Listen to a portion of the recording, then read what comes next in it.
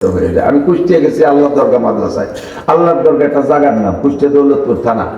যে আল্লাহর দরগায় একটা মসজিদ আছে, মসজিদে মাগরিবের নামাজ পড়লাম, পড়ে বেরোয় যাওয়ার সময় ইমাম সাহেব বলতেছে, হুজুর ওই কোনায় যে বসে আল্লাহ বিল্লাহ করতেছে বুজুর্গ, ওনার একটু দেখেন। তো দেখলাম যে এক বুড়ো বসে রয়েছে। তো পরে বেরোয় আসার পরে বলতেছে, হুজুর ওই বুড়ো আজ থেকে 3 বছর আগে জীবনের শুরু থেকে এ পর্যন্ত নাস্তিক ছিল। আল্লাহ বলতে যে কিছু আছে সৃষ্টিকর্তা, এটা সে মানত না, নাস্তিক। যেভাবে এখন এত বড় আল্লাহ আল্লাহ হলো। لو أنزلنا هذا القرآن على جبل لرأيته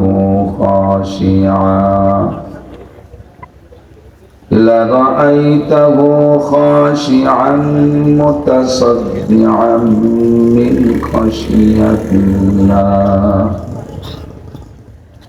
وتلك الأمثال نضربها للناس لعلهم يتفكرون وقال محمد رسول الله صلى الله عليه وسلم من جعل القرآن أمامه قاده إلى الجنة ومن جعل القرآن خلف ظهره ساقه إلى النار سبحانك لا علم لنا إلا ما علمتنا إنك أنت العليم الحكيم رب اشرح لي صدري ويسر لي أمري واحلل عقدة من لساني يفقهوا قولي رب زدني علما اللهم أرنا الحق حقا وارزقنا اتباعه وأرنا الباطل باطلا وارزقنا اجتنابه সকলে বলি আমিন। একটু দরুদ শরীফ পড়ে দেই। আল্লাহুম্মা সাল্লি আলা মুহাম্মাদিন ওয়া আলা আলি মুহাম্মাদ কামা সাল্লাইতা আলা ইব্রাহিম ওয়া আলা আলি ইব্রাহিম ইন্নাকা হামিদুম মাজিদ اللهم بارك على محمد وعلى آل محمد كما باركت على إبراهيم وعلى آل إبراهيم إنك حميد مجيد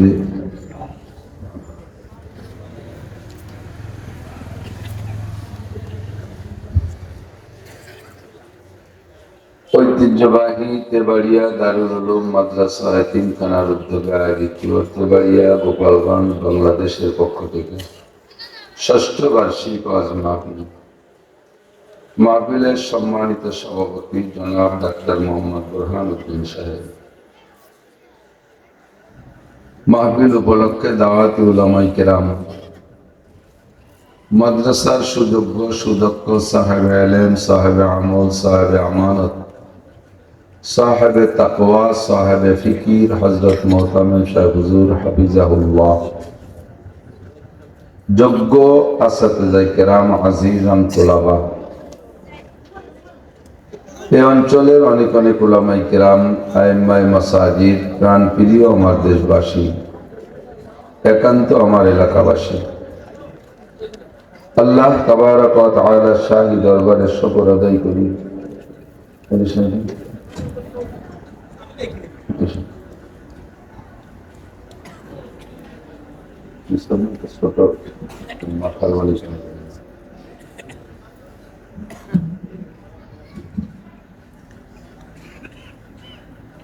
আল্লাহ তাবারাক ওয়া তাআলার শাহী দরবারে একেবারে ইখলাসের সাথে অন্তর থেকে শুকর আদায় করি। বিশেষ করে আমি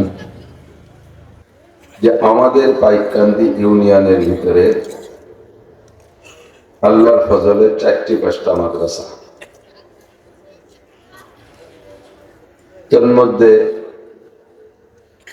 আমাদের এই ইউনিয়নের দক্ষিণ সীমান্তে উত্তর সীমান্তে তেবাড়িয়া মাদ্রাসা অল্প কয়েক বছর প্রতিষ্ঠিত, 6 বছর চলে। অল্পক্ষণের ভিতরে মাদ্রাসাটা আলহামদুলিল্লাহ যথেষ্ট উন্নতির দিকে, লেখাপড়া সর্বদিক দিয়ে মানসম্মত হতে চলছে।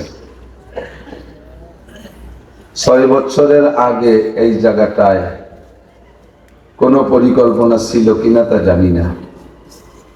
এখান দিয়ে আমরা যাতায়াত করতাম, অন্যান্য জায়গা জমির মতোই জায়গাটা ছিল। কখনো এই পরিমাণ মানুষ আমরা এখানে সেই সময় সমবেত হতাম না। আল্লাহ পাক রব্বুল আলামিন সেই ফাঁকা জায়গায় সুন্দর একটা মাদ্রাসা করার তৌফিক দিয়েছেন। সাথে আমাদের ইউনিয়নের ভিতরে বললে চলে সবচাইতে চমকদার একটা মসজিদ এখানে করেছে। আল্লাহর ঘর মসজিদ ও নবী আলাইহিস সালাতু ওয়াস সালামের কোরআন ও হাদিসের ঘর মাদ্রাসার পাশে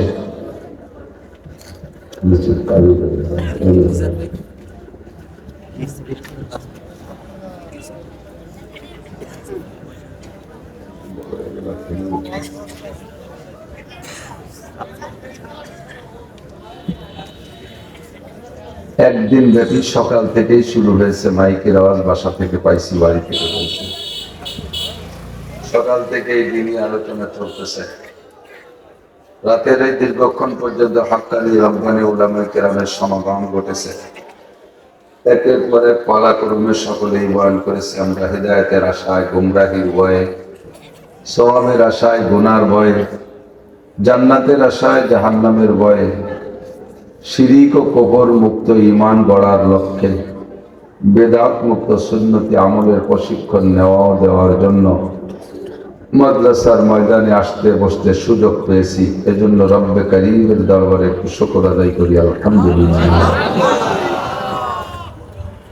শ্রোতাদের ভিতরে চাহিদাটা যেমন হবে, আল্লাহর পক্ষ থেকে বক্তাদের ভিতরে পরিবেশন সেভাবে হবে। আপনারা যদি মাঠের মধ্যে বসে বসে বাদাম চানাচুর খান, তাহলে বোঝা যাবে যে আপনাদের বয়ান শোনার আগ্রহ কম। মাঝে মাঝে বলে থাকি, পরিবেশ কেমন দেখলে আল্লামা জালালউদ্দিন রুমি রহমতুল্লাহ আলাইহি বলেন, বক্তাদের মুখের কথা গাভীর স্তনের দুধের মতো। একটা গাভী সকালবেলা দোয়াইলে 10 কেজি দুধ হয়, নিয়মতান্ত্রিক ভাবে হয়েও আসতেছে। আজকেও দোয়াইলে হবে, সম্ভাবনা আছে, লক্ষণ সেরকম। তো নির্ধারিত সময়ের 10 মিনিট আগে গাভীটাকে জবাই করে তার পেট ফাড়লে, তার স্তন অপারেশন করলে কোনো জায়গায় কি প্যাকেট ভরা, বোতল ভরা 10 কেজি দুধ জমা করা পাওয়া যাবে? হয়তো বেশি থনের ভিতরে আধা কেজি 3 পোয়া পাওয়া যেতে পারে। কিন্তু মাত্র 10 মিনিট পরে নিয়মতান্ত্রিক ভাবে যদি তাকে দোয়ানো হইতো 10 কেজি হইতো। গতকাল সকাল 10টায় দোয়াইয়া আজকে 10টা পর্যন্ত 24 ঘন্টায় তার পেটের মধ্যে কোথাও 10 কেজি দুধ জমা হলো না। মাত্র 10 মিনিট পরে দোয়াইলে 10 কেজি হইতো। এই 10 মিনিটের ভিতরে 10 কেজি দুধ কোত্থেকে, কিভাবে, কেন আসে? গাভীর কাছে তার মায়ের হক, ছোট দুধের বাচ্চা, তার অন্য কোনো খাদ্য সামগ্রী নাই, শক্ত কোনো খাবার খাইতে পারে না। তেফলেরা আগার না দেখি বর যায় শীত, তেফলেরা আগার না দেখি বর যায় শীত, তেফলে মিসকিনরা আজানান মুর্দাগির। দুধের বাচ্চাকে যদি দুধের পরিবর্তে গোশত রুটি খাইতে দেয়, তাহলে সে খাইতে পারবে? তার মরা ছাড়া উপায় নেই। তো দুধের বাচ্চা বাছুর, তার মায়ের স্তনের দুধই তার খাদ্য। সে যখন দুধের আশায় মায়ের স্তনে জিভ বেঁধে চাটা শুরু করে, একেবারে হুবহু ওই সময় আল্লাহ পাক রব্বুল আলামিন দুধ তৈরি করেন। যদি আরো আগের থেকে 10 কেজি দুধ দুপুর 1-2-5 ঘন্টা আগের থেকে পেটের মধ্যে জমা করে রাখতো, তাহলে তার মায়েরও কষ্ট হতো। এই জন্য আল্লাহ আগের থেকে দুধ প্যাকেট করে ভিতরে বানায় রাখে না। যখন বাছুরে চাটা দেয় তখনই আল্লাহ পাক বলেন মিন বাইনি ফারাসিন ওয়া দামিন লাবানান খালিসা, আমি তখনই রক্ত আর গোবরের মাছ দিয়ে, মিন বাইনি ফারাস মানে গোবর, দাম মানে রক্ত, রক্ত আর গোবর দুইটা নাপাক পদার্থ, দুইটা ডিসকালার, রক্ত লাল, গোবর তো গোবরের রং, দুইটাই নাপাক, দুইটাই বিশ্রী, অথচ তার ভিতরে থেকে আল্লাহ তাআলা পবিত্র এবং দুনিয়ার সর্বশ্রেষ্ঠ পবিত্র, দুধের চাইতে পবিত্র আর কিছুকে বলা যায় না। এবং স্বচ্ছ সাদা, জগতের সবচেয়ে দৃষ্টান্তমূলক সাদা হলো দুধ। কেউ সাদার প্রশংসা করতে গেলে, তুলনা করতে গেলে দুধের মতো সাদা, এ কথা বলে না। তো সর্বশ্রেষ্ঠ সাদা এবং সর্বশ্রেষ্ঠ পবিত্র দুধ গোবর আর রক্তের মাছ দিয়ে আল্লাহ তাআলা নিংড়াইয়া চিপড়াইয়া তৈরি করে বের করে দেয়। এবং বানায় কি দিয়ে? আল্লাহর একটা মেশিন আছে, মেশিনটার নাম হলো কুন মেশিন। কি মেশিন? এই কাঠ কুনোয় কুন না, ফার্নিচারের দোকানে কুন মেশিন যে কাঠ কুনোয় হই না, কাপনুন পেশ কুন, কাপনুন পেশ কুন। ওয়াইদা আরাদা শাইআন আইয়াকুলা লাহু কুন ফায়াকুন, যখন যাহা কিছু বানাইতে আল্লাহ ইচ্ছা করেন, আল্লাহ হাতও ব্যবহার করেন না, কেউ কে কাজে লাগায় না, শুধু কয় কুন হও ফায়াকুন, আর সাথে সাথে হয়ে যায়। কন্যা সুবহানাল্লাহ। তো বাছুরে যখন মায়ের বানে জিহ্বা দিয়ে চাটা দেয়, ওই সময় আল্লাহ তাআলা কোন শব্দ ব্যবহার করে? কুল্লাবানা, দুধ হয়ে যাও, বাস দুধ হয়ে যায়, আর ঠনটা ভরে যায়। সে একটু খায়, বাকিটুক সালাতি সিটারি করে আমরা কাটি গুলিয়ে বের করে খাই। ওরে ফাঁকি দিয়ে ওরে যে আনাই, পরে ওরে সরাই দিয়ে বাড়িতে দিয়ে আমরা বের করে খেয়ে গেলাম। এখন এই গাভীর স্থানের ভিতরে দুধ ছিল না, পেটের মধ্যেও দুধ ছিল না, কোনো জায়গায় দুধ ছিল না। দুধ তৈরি করলেন আল্লাহ। কখন করলেন? যখন বাছুরে বানে চাটা দিলেন তখন। ওই সময় যদি বাছুরে বানে না চাইতে, মার পাশা চাইতে দিত, দুধ আসতো। মুখ চাইতে দিলি, পেটে চাটলি, দুধ আসতো না। চাটতে হবে কোথায়? বানে চাটতে হবে, ঠিক না? Same quality. বক্তাদের জিহ্বায় ওয়াজ লেখা নাই, মাথার মধ্যে ওয়াজের মেমোরি কার্ড ঢুকানো নাই, বুকের মধ্যে বাড়ি অপারেশন করে দেখেন বুকের মধ্যে বই কিতাবাদি কিছু জমা করা নাই। তো এখানে বসলে এত কথা কোত্থেকে আসে? যখন শ্রোতারা বাছুরের মতো অন্তর জিহ্বাতে বক্তার দিক চাটা দেবে, আল্লাহ তাআলা ওই সময় মাথার মধ্যে কথা তৈরি করে দেবে। আপনারা যদি এই জায়গায় বসিয়া এই জায়গা মতো চাটা না দিয়ে বাদামের চাটা দেন, তাহলে গায়ের ভাষা চাটার মতো হবে। গায়ের ভাষায় চাটলে কি দুধ আসবে? ফ্যান চাটে দিলে দুধ আসবে? তাহলে বাদামে চাটলে কথা আসবে কে? আপনারা এদিক চাটা থাকতে হবে। এই জন্য আল্লামা জালালউদ্দিন রুমি রহমাতুল্লাহ আলাইহি, পারস্যের কবি, কত সুন্দর ভাবে বলছে, এই সুখান সে রাস্তে দর পেস্তানে যা বেকুশন্দা খুশনমি গরদাদ রওয়া মুস্তামে চু তৃষ্ণাবাদু ইন্দাসুদ ওয়াইজার মুরদা বুয়াদ গো ইন্দাসুদ মুস্তামে চু তাজা আয়াত বেমালাল সজ্জাবা গরদাদ বাগুপ্তান গঙ্গলাল। শ্রোতাদের ভিতরে যদি পিপাসা থাকে, চাহিদা থাকে, আগ্রহ থাকে কথা শোনার, তাহলে বক্তা যদি মরাও হয়, আল্লাহ তাআলা তার জবান খুলে দেয়। এবার বাছুরে মায়ের বান চাটতে হলে 5-6 হাত দূরে থেকে কি চাটা যায়? কাছে কাছে এসে চাটতে না, বানের ধারে এসে চাটতে, ওই কত ভাকা ভাকা বলছে, অদ্ভুতকে চাটা দিলে কি জিভে লাগল পায়নি? এই জন্য একটু কাছে আসতে হবে। যারাই সামনে আসবেন, আসতে বললে না আসনেওয়ালাদের চাইতে যারা সামনে আসবে আগাবে, আল্লাহ তাআলা তাদেরকে 500 বছর আগে জান্নাত দেবেন। আসতে বলার পরে যদি, আমি এখনো বলি নাই, বললে যদি না বললে যদি আসেন, তাহলে আরো 500 বছর আগে জান্নাত দেবেন। আমার দেশের মানুষ ইউনিয়নের মানুষই তো বেশি, ইউনিয়নের কিছু আসতে পারে। আমার এলাকার মানুষ, আমাদের গোপালগঞ্জের মানুষ, সবাই যদি আগে আগে ভেসতে যায় 500-600 খানিক বছর আগে, তাতে তোমার লস নাই। আমি আরো খুশি হব যে আমার এলাকার মানুষ সবচেয়ে আগে জান্নাতে গেছে। ওই যে কয়জন মনে আছে যে যাই, সবাই যাই, আমরা 2 বছর পরে না গেলেন, তাতে কি? একটু আগে বসে সবাই আগে আসেন, আগের কাছে আসেন, উঠে আসেন, পাশা ঘষা দেন, সামনে পাশা ঘষে আগায় আসলেই যত হরকত তত বরকত, নাড়া দিলি কানে ঘষলেই জাকিতেই নীতি হবে ইনশাআল্লাহ। আল্লাহ তাআলা কবুল করুক। বলেন, বসার একটা পরিবেশ আছে, সুন্দর করে বসলে কথা বলতেও ভালো লাগে। একটু কষ্ট দিলাম, বিরক্ত করলাম। এই মাঝখানে এই জায়গায় কেউ পেশাব করছেন, অনেকেও বসে না, একজন আগে বসা, যুবকরা আগে বসা, ওই ফাঁকা জায়গা পূরণ করবে। আল্লাহ পাক রব্বুল আলামিন আমাদেরকে কবুল করুন, সবাই বলেন আমিন। প্রাণপ্রিয় বাড়িয়া মাদ্রাসার মাহফিলে আমি অংশগ্রহণ করতে পেরে শুকর আদায় করি আলহামদুলিল্লাহ। অনেক দৌড়াদৌড়ি করে সারা বছর হিসাব রাখি আমাদের নিজস্ব মাহফিলগুলো যাতে কোনোভাবে শুনে, এমনি আমি কোথাও মাহফিল মিস করি না, সাধ্য অনুযায়ী আল্লাহর রহমতে পর্যন্ত মিস হয় নাই। বহুত কষ্ট করে সেদিন জিনেদার থেকে সারা রাত গাড়ি চালায় ঢাকা গেছি, ঢাকা থেকে ফ্লাইটে সিলেট গেছি, সিলেট যাই এক রাত্রে 3টে মাহফিল করতে করতে ফজর হয়ে গেছে। এরপরে শুক্রবারের দিনের বেলা কিছু একটু ঘুমাই আরাম করে আবার বেরোইছি, মাহফিল করতে নামছি, রাত 12টা পর্যন্ত মাহফিল করে আবার গাড়িতে উঠছি। 11.5 ঘন্টা লাগছে সিলেটের থেকে যাত্রা বাড়ি আসছি পরিবার পরে আবার দিনের বেলা বাকি চুপ হিমাত গাড়িতে এসে এরপরে আবারও 2টে মাহফিল গতকালও করছি। পরিশ্রমের শেষ নাই, অত্যন্ত কষ্ট। আমার এলাকার মানুষ, আমি সকলকে মহব্বত করি, ভালোবাসি। ভিতরে ভিতরে হাসাদ প্রতিহিংসা থাকাটাই স্বাভাবিক। অনেকে জায়গায় বসে বসে হিসেব করে, উরি আল্লাহ এত ওয়াজ করে পয়সা তোর কোন জায়গা, আমার টাহার হিসেবে তাকেই ঘুমায় না। একটা মাহফিল করলে তাই খাই সারা যায় না, 3-4টে মাহফিল করে হয়তো ব্যাংক ভরি বেলাচ্ছে। আল্লাহ রহমতে ব্যাংক খালি করারও জায়গা আছে, ব্যাংক খালি করারও জায়গা আছে। যে দেখবেন, সব দেখবেন, শুনবেন, ভিতরে খবর নেবেন, দেখবেন যে ব্যাংক খালি করার জায়গা কোন জায়গায়। আল্লাহ পাক রব্বুল আলামিন আমার মতো নিতান্ত গরিবের পোলা, আমার আব্বা কত গরিব এলাকার মানুষ সবাই জানতেন। আব্বার 1 ইঞ্চি জমি আমি পাইনি, একখান ভাঙ্গা টিনও পাইনি, একখান ফুটো টিন থালও পাইনি। তো এরপরে পাইছি 1 বস্তা দোয়া, 1 বস্তা দোয়া করে গেছে আব্বা।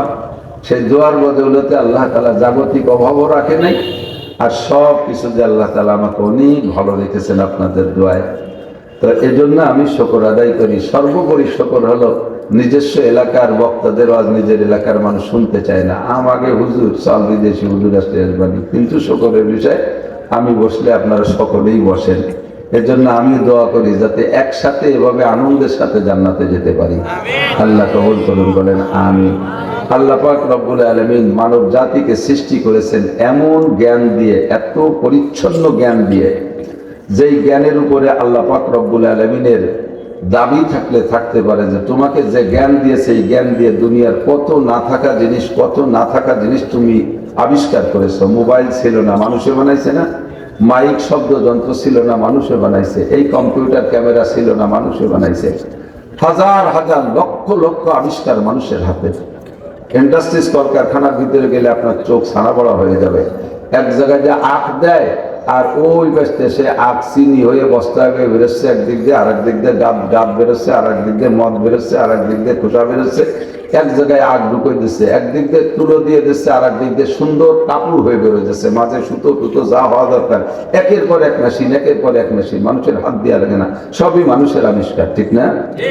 মানুষের আবিষ্কার, মানুষের জ্ঞান আল্লাহ তাআলা এত দিয়েছেন। তো এই বিশাল মানুষ এখান থেকে বিমানে রকেটে চড়ে মঙ্গল গ্রহে যায়। মানুষ যে পাখির মতো আকাশে উঠতে পারবে, এইটা আজ থেকে আবিষ্কার হওয়ার আগে থেকে ভাবাই যায়নি, ঠিক না? তো সেই মানুষ মঙ্গল গ্রহে যায়, চাঁদের দেশে যায়, জায়গায় বসে বাটনে চাপ দেয়, আর 5,000, 10,000, 20,000, 30,000 কিলো এমনকি সারা পৃথিবী যাইয়ে, সে পৃথিবীর প্রান্তে প্রান্তে যাইয়ে অস্ত্র পড়ে সে জায়গায় ধ্বংস করে দিচ্ছে। এই মানুষের আবিষ্কার, ঠিক না? কে কোথায় কি বলতেছেন, কে কোথায় কি বলতেছেন। একসময় আমরা এই কেরামান কাতিবিন যে লেখে, কাঁধে বসে লেখে, এগুলো সব জমা থাকে আর গলায় ঝুলানো থাকে, হাতের মাঠে আল্লাহ বের করবে, এ কথা আমরা বলতাম তো অনেক আগের থেকে কোরআন হাদিসের দৃষ্টিতে, কিন্তু কথাটা বুঝতে কষ্ট হইতো। ইদানিং বিজ্ঞানীদের আবিষ্কারে সব আমাদের জন্য আসান করে দিয়েছে। আপনি 5 বছর আগে কি করেছেন, 10 বছর আগে মোবাইলে কার সাথে কি বলা বলি করছেন, সব জায়গায় বসে বের করে নিয়ে এসেছেন। আসতেছে কিনা? কে কোথায় অবস্থান করতেছেন, চুরি করে কোন দিক যাবেন, সব আপনার পিছনে পিছনে এই তার ভর্তি তালে আছে, সেখান থেকে আপনাকে সুতো ধরে টাইমে বের করে নিয়ে আসতেছে। তো যেই মানুষকে আল্লাহ তাআলা এত জ্ঞান দিয়েছে, ওই মানুষের কাছে জ্ঞান সংক্রান্ত বড় বড় দাবিও আল্লাহ তাআলা করতে পারেন। আল্লাহ পাক যদি বলেন যে আমি তোমাদের কাছে নবী রাসূল কিচ্ছু পাঠাবো না, আসমানি কিতাব কিচ্ছু দেবো না, তোমাদেরকে যে জ্ঞান দিছি, এই জ্ঞান বিজ্ঞান বুদ্ধিবিদ্যা খাটাইয়া তোমাদের নিজেদের গবেষণার মাধ্যমে আমি আল্লাহকে খুঁজে নাও। তোমার সৃষ্টিকর্তা কে, তারে তুমি খুঁজে নাও। তুমি পিছনের দিক যাও, একের পর এক পিছনে যাও, খুঁজতে খুঁজতে তুমি খুঁজে বের করতে পারবা। তোমার সৃষ্টি করে তুমি কার পেটে হয়েছে? আব্বা মার পেটে। আব্বা মা কার পেটে? তার পেটে। আব্বা মা কার পেটে? তার মা বাবার পেটে। এবার পিছনে যাইতে তাহলে দেখো শুরুতে তো একটা আব্বা মা আছে, শুরুতে একটা আব্বা মা আছে না? তো সেই শুরুর আব্বা মাটারে কিনা বানালো? তখনই খুঁজে বের করতে পারবে তো তাহলে শুরুতে একজন সৃষ্টিকর্তা অবশ্যই আছে। আছে কি আছে না? কিসা মাঝে মাঝে বক্তাদের কাছে শুনে থাকেন, ফাঁকে ফাঁকে দুই একটা নাস্তিকও পয়দা হয়ে যায়, নাস্তিকও পয়দা হয়ে যায়। সব নাস্তিক বিপদে পড়লে হাস্তিকে পরিণত হয়ে যায়। আমি কুষ্টিয়া গেছি আল্লাহ দরগা মাদ্রাসায়। আল্লাহর দরগা একটা জায়গার নাম, কুষ্টিয়া দৌলতপুর থানা। যে আল্লাহর দরগায় একটা মসজিদ আছে, মসজিদে মাগরিবের নামাজ পড়লাম, পড়ে বেরোয় যাওয়ার সময় ইমাম সাহেব বলতেছে, হুজুর ওই কোনায় যে বসে আল্লাহ বিল্লাহ করতেছে বুজুর্গ, ওনার একটু দেখেন। তো দেখলাম যে এক বুড়ো বসে রয়েছে।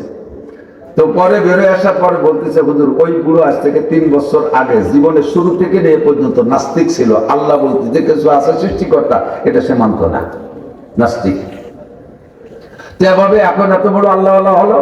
কয় যে উনি উনার ওই নাস্তিকেরটা প্যানেল নিয়ে কক্সবাজার গেছে সমুদ্র সৈকতে। কক্সবাজার যাইয়া সমুদ্রের ভিতরে ট্রলারে চলে গেছে ভিতরে। তো সমতল পানিতে যতদূর যা সম্ভব গেছে, যাইতে যাইতে হঠাৎ করে সাগরের পরিস্থিতি তো মুহূর্তের ভিতরে পরিবর্তন হয়ে যায়। হঠাৎ করে ছাড়ছে ঝড়, জল আর ঢেউ। যখন ঝড় ছাড়ছে ঢেউ, সেরকম সাগরের ঢেউ। হযরত নূহ আলাইহিস সালামের নৌকা চলার ব্যাপারে কোরআন শরীফে আছে, ওয়াহিয়া তাজরি বিহিম ফি মাউজিন কাল জিবাল। পাহাড়ের মতো একটা ঢেউ আসে। দেখবেন সাগরের ছবি, জাহাজ চলতেছে কিভাবে এসে ঢেউতে সাগর নৌকোতে জাহাজকে ডুবাই ফেলতেছে। তো যখন ঢেউ ছাড়ছে তখন আর হুঁশ নাই।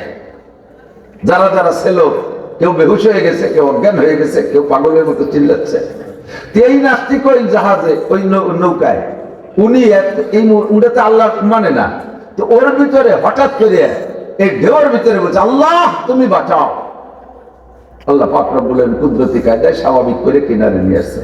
আসার পরে শিক্ষিত মানুষ তো পরে নিজে গবেষণা করতেছে, যাকে জীবনে কোনোদিন স্বীকার করলাম না, বিশ্বাস করলাম না, মহাবিপদের মধ্যে মনের অজান্তে তার নামটা বেরিয়ে আসছে, অবশ্যই সে একজন সৃষ্টিকর্তা আছে। আর তার নামটাই যখনই বললাম তখনই আমাকে বাঁচাই দিল। তাহলে সৃষ্টিকর্তা একজন পিছনে, ঠিক কিনা? শুক্রবার যখন রামদের বাজারে গেছে একদিন বিকেল বেলা, রামদের বাজারে। তো শুক্র আমাদের মজুমদার গোষ্ঠীর লোক আছে, মকু মজুমদার নামে একজন মুরব্বী, এই উনি চাচা সাইজের, 2 চাচা বাড়বিটা রামদের হাটের থেকে আসতেছি সরৈকান্দি গুগলে, ওই জায়গাতে ফাঁকা ডাঙ্গার মধ্যে মেঘে এরকম লেজের মতো হাতি ছুরির মতো নামাই দিয়ে এইভাবে পাকা চেয়ার উড়োচ্ছে। হিন্দু বাড়ি, ওই কয়েকটা ঘর হিন্দু আছে, ঘর বাড়ি সব কাগজের মতো আকাশে উড়িয়ে নিয়ে যাচ্ছে। দেখে আমরা দুইজন মানুষ ডাঙ্গার মাঠের মধ্যে, আর কেউ নেই, কোন দিক যাবো? দৌড়ে এক হিন্দু বাড়ি উঠছি। এক হিন্দু বাড়ি যখন ঢুকছি, ঢুকে যে ঘরে বসছি, তো যেয়ে দেখি যে হিন্দুরা, ওরা ওই বিপদ আপদ আসলে যার যা আছে তাই দিয়ে তো দোয়া মানে, ওরা ঢোল টগর বাজাচ্ছে আর হরি হরি রাম রাম কি কি যেন করছে। তাদের কিচ্ছু হয় না, পাকাতে ওই বাড়ির দিকে আসতেছে।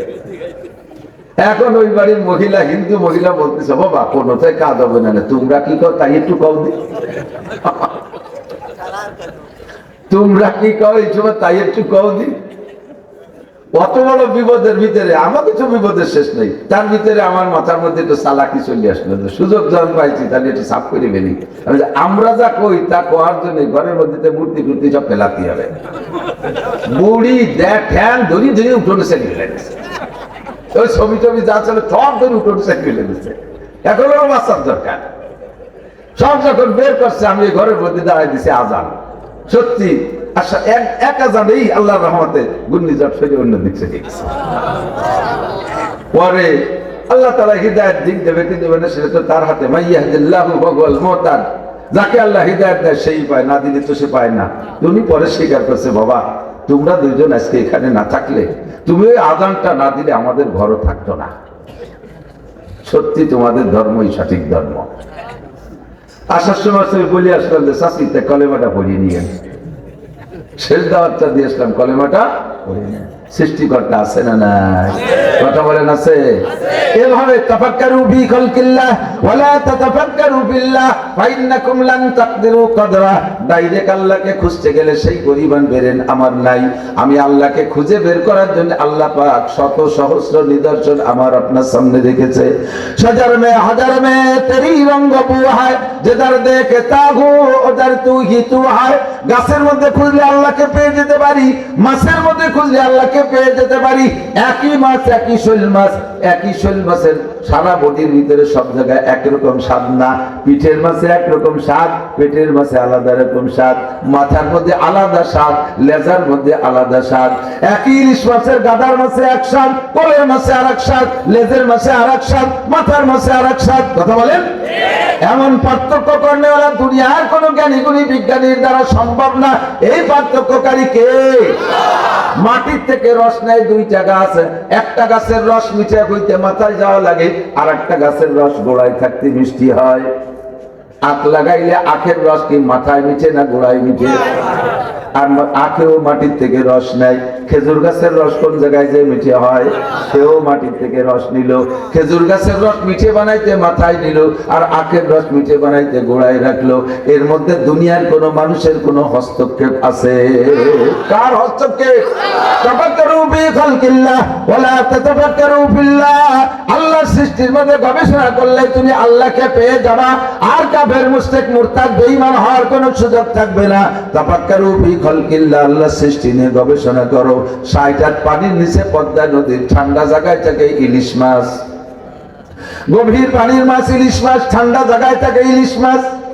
ঠান্ডা জায়গার ইলিশ মাছ খেয়ে পেট গরম হয়, মাঝে মাঝে ইলিশ খেলে পেট গরম হয় না? ঠান্ডা জায়গার ইলিশ খেয়ে পেট গরম হয়। এই গরম পেটে ঠান্ডা করতে কি খাওয়া লাগে? ৬০ হাত উপরে নারকেল গাছ, গরম জায়গার ডাব, ওই গরম জায়গার ডাব খেয়ে সেই গরম পেটে ঠান্ডা করে। ঠান্ডা জায়গার মাছ খাইয়ে হয় পেট গরম, গরম জায়গার ডাব খাইয়ে হয় সেই পেট আবার ঠান্ডা। এইরকম কুদরত সবকিছুর মধ্যে কে ঢুকাইছে? তাফাক্কারু ফি খালকিল্লাহ ওয়ালা তাতাফাক্কারু বিল্লাহ। আল্লাহ তাবারাকাল্লাযী বিয়াদিহিল মুলকু ওয়া হুয়া আলা কুল্লি শাইইন কাদির। আল্লাযী খালাকাল মাউতা ওয়াল হায়াতা লিয়াবলুয়াকুম আইয়ুকুম আহসানু আমালা ওয়া হুয়াল আজিজুল গফুর। আল্লাযী খালাকা সাবআ সামাওয়াতিন তিবাকা মা তারা ফি খালকির রহমানি মিন তাফাউত ফারজিল বাসারা হাল তারা মিন ফুতুর সুম্মা জিল বাসারা কাররাতাইনি ইয়ানকালিব ইলাইকাল বাসারু ও বান্দা, তুমি খুঁজে দেখো সাতটা আসমান কিভাবে নিপুণ বানাইলাম। তুমি জানো আর না জানো, সাতটা জমিন তোমার পায়ের নিচে আছে। তুমি একটু বুদ্ধি খাটায় ব্রেন খাটায় ঘুরে আসো। লক্ষ লক্ষ কোটি কোটি সৃষ্টি আমার করা আছে। কোন জায়গায় যদি চুলচেরা পরিমাণ ত্রুটি ধরতে পারো, আমি ত্রুটি সংশোধন করে আবার বানাবো। যাও ঘুরে আসো। একবার ঘুরে আসে কোথাও ত্রুটি খুঁজে পেলাম না, আল্লাহকে বললাম আল্লাহ পাইলাম না। আল্লাহকে তোমার জেল বাসারা কাররাতে যাও, আরেকটা মানুষ সুযোগ দিলাম, সারা পৃথিবীর মানুষ নিয়ে ঘোরো, কোথাও আমার সৃষ্টির মধ্যে কোনো ত্রুটি পাও কিনা। আল্লাহকে সুম্মার জেল বাসারা কাররাতাইন, কোন অবস্থায় পারবা না। এনকালিব ইলাইকাল বাসারু খাসিয়া ওয়া হুয়া আসির, তোমার দিকে তোমার চক্ষু ফিরে আসবে, নারে কোথাও কোনো ত্রুটি নাই। কথা বলেন ঠিক কি ঠিক না? মানুষের বডি বানাইলেন আল্লাহ, সব দূরে যেখানে দেয়া দরকার সেখানে দিয়েছেন। এই সব দুটোকে এখানে না দিয়া অন্য জায়গা সেট করলে দেখার কাজ, আল্লাহ যদি সেভাবে বানাইতেন দেখার কাজ চলতো। কিন্তু চোখ দুটোর উপরে দিলেন, পায়ের কাছে দিলেও তো দিতে পারতেন। চোখ দুটো যদি পার সাথে সেট করা হতো, যে পাউ দিত চোখ দিত নিচে, এই দেখো তা পাউ ধারে পাক ধারে থাকো, নিচে যে নিচে যে দেখতে পাবেন। কিন্তু ওভাবে পায়ের সাথে যদি চোখ সেট করে দিত, চোখ বেশি দিন টেকতো না। আগান বাগানের মধ্যে তো চলাই যেত না। রাস্তাঘাটে খেয়ারকুটোর মধ্যে দিয়ে চলতে গেলে, বিশেষ করে বিজয় বৈশাখ রাস্তা দিয়ে রাস্তা বউ এখানে ফসল নাই দিত, গমের কাটার সোলার কাটার ফোসায় চোখ কবে মাই খেয়ে যেতাম। চোখ জুড়ে জায়গা দিলে আল্লাহ একবার দিলে দিতে পারতেন, না দিয়ে কি সুন্দর কপালে দিয়েছে, হেডলাইট উপরে থাকে, ঠিক না? নাকটারে জায়গা না দিয়ে যদি অন্য জায়গা দিতেন তাও বানাইতে পারতেন। নাকটারে যদি আল্লাহ পাক মলদারের কাছে সেট করে দিতেন, বলেন তো কি বিপদ ছিল? পায়খানার গন্ধ শক্তি গ্যাস্ট্রিকে পেট ফুলে মরে যেতাম, ঠিক না? আল্লাহ সে জায়গা না দিয়ে নাকটারে জায়গা মতো দিয়েছে।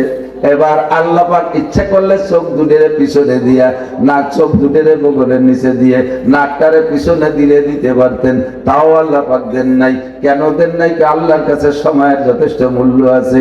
এক ওয়াক্ত খানা খাইতে গেলে 3 গুণ সময় লেগে যেত। মানুষে খানা খাইতে হলে কি কি লাগে? 1 নম্বরে চোখ দিয়ে দেখবে পছন্দ হয় কি হয় না, 2 নম্বরে নাক দিয়ে শুকবে বাসি না গান্দা না পচা, এরপরে মুখে দেবে। চোখ দুলে যদি বগলের নিচে হইতো লুকমানি আগে বগলে দেখানো লাগতো, দেখো তো চোখ ঠিক আছে নাকি। আবার নাকটা পিছনে ওই পাশে নেলারে গুঁড়োই নিয়ে দেখানো লাগতো, ও নাক শুয়ে দেখ শুকো না গান্দা, এরপরে গালে দেওয়া লাগতো। এক ওয়াক্তের খানা খাইতে 3 গুণ সময় লেগে যেত। আল্লাহ কাছে সময়ের দাম আমার কাছে অনেক বেশি, কাজেই ওভাবে আমি সেট করি নাই। যেখানে দেখবা সেখানে শুকবা, সেখানেই মুখে দিবা। বলেন না সুবহানাল্লাহ। তাফাক্কারু ফি খালকিল্লাহ ওয়ালা তাতাফাক্কারু বিল্লাহ। তাহলে সব মিলে বুঝে দেখলাম সুন্দর করে সৃষ্টি করনেওয়ালা একজন আছে না নাই? তিনি আমার আল্লাহ। যতবার জিজ্ঞেস করব তিনি কে, আপনি ততবার বলবেন আল্লাহ। আর প্রত্যেকবার আল্লাহ বলার সঙ্গে সঙ্গে আল্লাহ পাক আপনাকে 4000 করে নেকি দান করবে। বলি না সুবহানাল্লাহ। সৃষ্টিকর্তা আমার কে? আল্লাহ। আল্লাহ পাক বলেন, আমি তোমাকে যে পরিমাণ জ্ঞান দিয়েছি, আমার পক্ষ থেকে যদি বলতাম তোমার জ্ঞান যে তুমি আল্লাহকে খুঁজে নাও, তাও তোমার জন্য ওয়াজিব ছিল। কিন্তু লা ইউকাল্লিফুল্লাহু নাফসান ইল্লা উসআহা, এইটা মানুষের দ্বারা সকলের দ্বারা সম্ভব হইতো না। কর্মব্যস্ত মানুষ দুনিয়া নিয়ে ব্যস্ততার ভিতরে পড়ে থাকতো, ব্রেন খাটায় আল্লাহকে খোঁজার সময় তাদের হইতো না, অথবা সকলের দ্বারা সম্ভব হইতো না। আর আমার স্বভাব হলো লা ইউকাল্লিফুল্লাহু নাফসান ইল্লা উসআহা, মানুষকে আমি শক্তির বাহিরে সাধ্যের বাহিরে কোনো হুকুম চাপাই দেই না। যেদিকে তাকাবেন সেদিকে ইমানের ব্যাপারে আল্লাহ শক্তির বাইরে চাপায় দেয় নাই। ইমান আনার জন্য আল্লাহ পাক সহযোগিতা করেছেন। 2.5 থেকে 3 লক্ষ নবী রাসূলকে রূহের জগতে বসাইয়া আল্লাহ পাক নবুয়তি প্রশিক্ষণ দিয়া, দাওয়াতের পদ্ধতির প্রশিক্ষণ দিয়া দুনিয়ায় পাঠিয়েছেন। ধীরে ধীরে ধীরে ধীরে তাদরিজান, যে সময় যাকে দরকার, যে নবীর দরকার, যে সময় উম্মত যেমন, সেই সময় উম্মতের জন্য সেই সাইজের নবী পাঠাইছে। ফিরাউনের জামানার ফিরাউন সহ উম্মতের অবস্থা বড় কঠিন। এই জন্য আল্লাহ পাক জাজ্জের নবী একজন পাঠাইছে, মুসা আলাইহিস সালামকে। নমরুদের মতো বিশ্ব মস্তানকে সাইজ করার জন্য আল্লাহ মুসলিম জাতির পিতা ইব্রাহিম খলিলকে পাঠিয়েছেন। কতক্ষণ? আল্লাহু আকবার। বিজ্ঞানী উম্মতকে বোঝানোর জন্য ইনজিল কিতাব দিয়ে ঈসা আলাইহিস সালামকে পাঠাইছেন। এরপরে কিয়ামত পর্যন্ত জ্ঞান বিজ্ঞানের শীর্ষে চলে যাবে, আর কোন নবীর দরকার হবে না, আর কোন নবী আল্লাহর স্টকে নাই।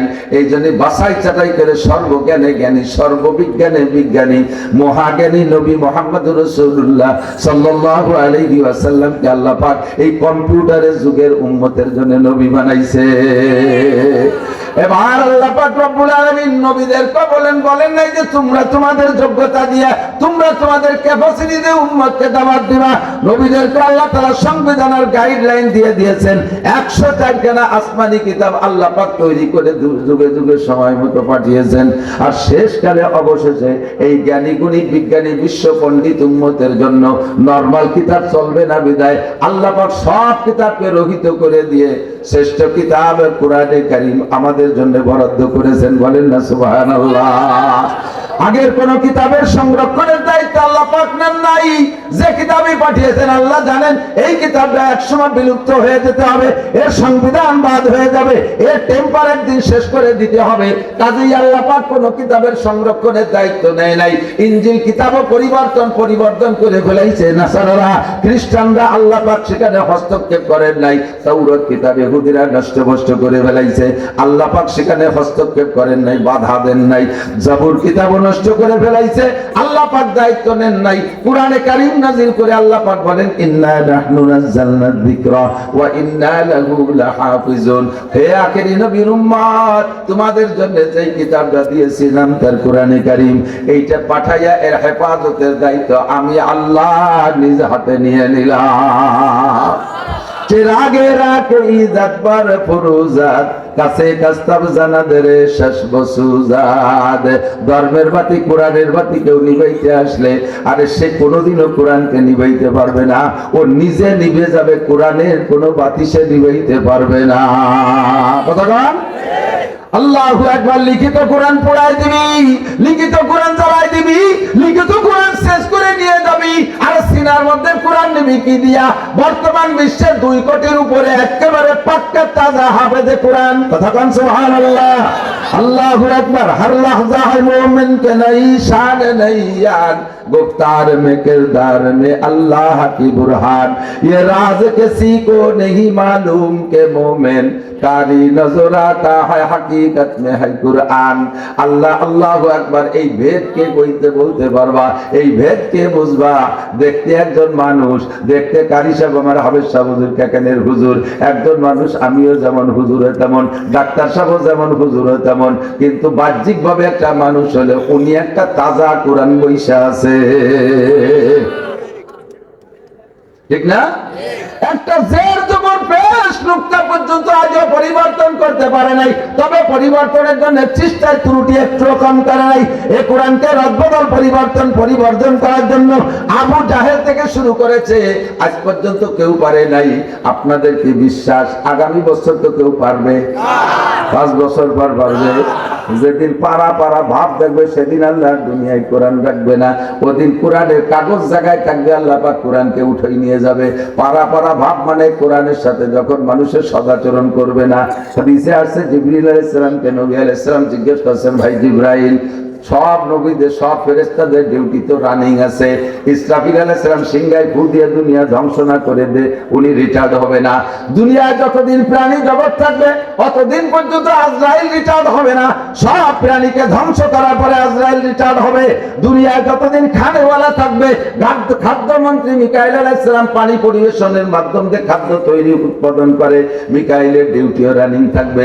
ও ভাই জিবরাইল, তোমার ডিউটি তো নবী রাসূল পর্যন্ত, ওয়ানা খাতামুন নবিয়িন, আমি হলাম শেষ নবী, লা নবিয়্যা বাদি, আমার পরে নবী আসবে না। তাহলে তোমার ডিউটি আদম থেকে শুরু করে এ পর্যন্ত, আমি পর্যন্ত শেষ। তুমি তো রিটায়ার্ড করে যাবা আমি ইন্তেকালের পরে।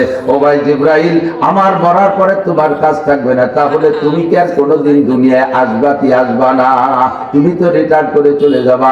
একটা লোক সেনাবাহিনীতে চাকরি করে রিটায়ার্ড করার পরে আর সে বেড়াকে যারা বেশি রেশনান্তি অফিসে যায় নাকি বেড়াকে, আর সে বেড়াকে প্রয়োজন নেই, তারে ডাকে না।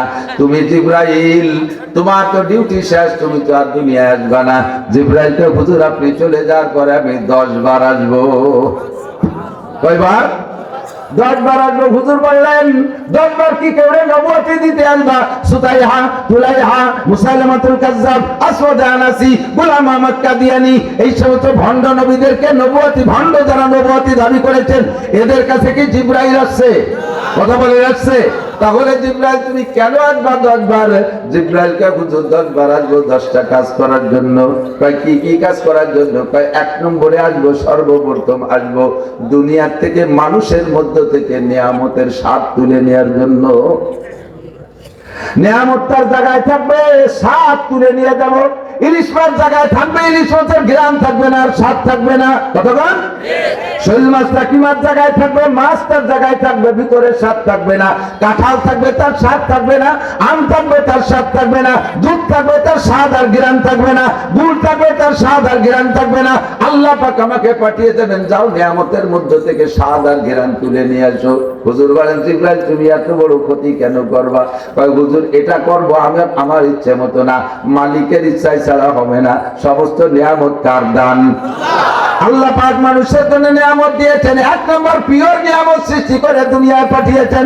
মানুষ যখন এই 1 নম্বর নিয়ামতের সাথে 2 নম্বরই করবে, কথা বলেন, 1 নম্বর নিয়ামতের সাথে যখন 2 নম্বরই করবে, আল্লাহ আমারে বলবে তুমি 3 নম্বরই করে আসো।